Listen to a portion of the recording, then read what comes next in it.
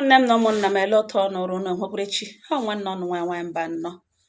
Quick one, biko ana m arịọ ụmụnne anyị ndị mụ na ha nwere okwu na background, ndị kpọrọla m mụ na ha ekwutụ, ndị drọpụrụla voice note dee drop voice note. Ọ bụrụ na ị nọ ngala na-ege m ntị, stori ṅụ abatabe, mere m ebere biko emene ka ya bịa mewe ya wụọ ihe ị ga-ewewe iwe. Ọ wụghị ihe iwe, biko nwere m ndidi. Ọ wụ na mụ na ha ekwuola conclude na m ga-epost your video, m ga-akọrọ ụmụnne akụkọ gị dịka isi webata ya. I ma agree, m lecha anya ya wụrụ na ọhịa ga-abata n'ịntanetị m so ka a ga-ekwu ya, mana anyị na-elekwa n'anya everyday video pụta, ọ wụghị your own. Ana m efolo ihe a according to ote esi weta ya, ana m ama ya tụmbọm. Enwere m akwụkwọ ebe m na-edetu ka m hapụ eme mistake. Onye ọwụta ọnụ ya m ga-pikiriki ya deliver. Nwee ndidi, ọ ga-erute ṅụ aka. Abịala gị na text send ụfọdụ messages ya dịka mụ na ese gị okwu dịka ịlụgụ ọgụ. Na ọ dịrị m possible, ọ bụrụ na ọhịa m ga-aha ya somebody, ngwanyere m aka gawa na WhatsApp gaa gụwa messages. Agara m eme ya mana ọ dị possible ihe a one time na-aga eme, n'ihi na ọwụ naanị meseji nọ na WhatsApp. Nye mmadụ ha ya mmadụ nye mmadụ access to my WhatsApp, ụzụ ga-atụ nsogbu ga-adị, because ụfọdụ ndị akwụkwọ n'ebe ahụ na-abịa with evidence, a lot of sensitive materials just to prove a point. Ị ga-ahụ nwaanyị nọ na di ya bụ ya agba oji ibe otele ebe di ya pịawa ya. Ị ga-ahụ ụfọdụ nwaanyị na-achọ igosi rashes o nwere ebe na o kwesịghị inwe, ya ọrịa di ya butere bụ ige. Ihe ndị a niile bụ ka e were prove point. And the good thing, once m lechara the pictures and some videos, may delete ya ngwa kpozie the person abaiga n'okwu treat the matter. Ọ bụrụ ka ga-abịa n'ịntanetị a conclude ọkwa nke na-agaghị abịa m sị na aga m ewepụtala ike, anwe ihe ga-eme ka m wepụta ya.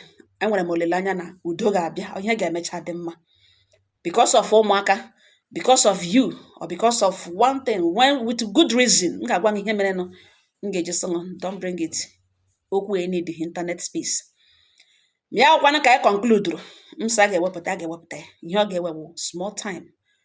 Now aga m aha yawu mmadụ ịbịa gụọra m messages nda. Now let's assume m sịkwa n'oke ngwa gụọra m messages nda. Onye ahụ gụọra m, ọwụ ihe story m na-agụ, akụkọ m na-ege, ọ gịnị ka m ga-ekwu n'ime ya? Enwe ihe m mara m ga-ekwu, and ọwụghị onye ahụ ga-ekwuru m ya. Ọwụ ya nwa ga-process this information, draw the person necessary question. Ọ bụrụ na blame dịrị ya, blame onye mme blame onye directly si imeteghị ya. Enwere ike nwebụ onye gwara m, but lee, I'm telling you na imeteghị ya.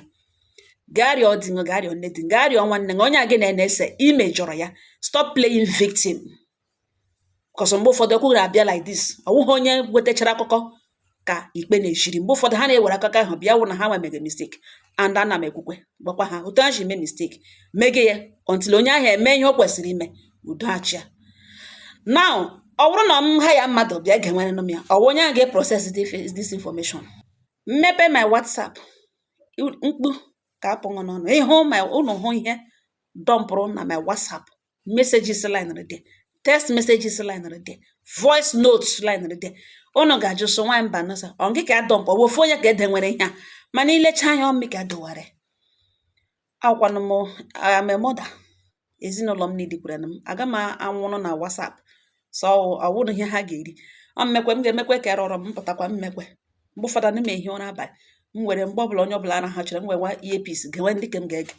So biko emene ka mụ na ose gị okwu, onye m gwaga mara n'onwe ya. Emene ka mụ na ose gị okwu, anyị ese gị okwu, biko nwee ndidi. Ịma na meseji ahụ drọpụrụ ebe ahụ adịghị mma. Enwere ndị ka ebiawasị nwa mba nọ biko, mana ụdị iji egwu gị kenye ya ka ịlụgụ ọgụ mebi eji m go nwere ihe mụ na ọ zụrụ ndị ego m, ọ dịghị mma, kwesịghị ekwesị. Ụfọdụ okwu ndị ahụ drọpụrụ ebe ahụ dị insultive, o bụ mkparị bịa, mana I understand. Me understand ụta m shi akọwara gara nye ugbu a na o rute tọnụ aga m drop your story. Ana m anya ka ịdị fair to ụmụnne anyị. Somebody ga drop message nga kemgbe 3 weeks, o rubeghị n'aka gị drop oke na-erubeghị 5 days, gị bịa na-agwa m okwu ote m na-alaiki ha na ọrụ ka na-ele anya n'ihu na ọ bụrụ na m agaghị post this thing ka ya delete ya na after all na m ji ya dọga traffic. And who told you all this? Na m ji ya pụrụ ihe aṅa dọga traffic. Mgbe anyị filiri na m ji ya erigeri wegara ya ndị ga-eji eri eri, biko arịọ ka m rịọba m, choose your words carefully, biko. Ụmụnne m, ọhịa m si m abịa gbotowara ọnụ ngala na ihe m bịara ịrịọ ọwụ ka ị nwee ndidi. Ọwụ na mụ na ṅụ nwere unfinished business, ị na-ele anya everyday post o gị ile ma video ṅụọ ma ọkwanụ video gị dị disappointed, your video will come. Ị ga-anụkwanụ ihe ụmụnne ga-agwakwanụ, ịnụkwa ya nụ biko. Ọ nga ọha m n'ọnụ, ahịa m si m abịa rịọ ọnụ, udo dịrị ọnụ.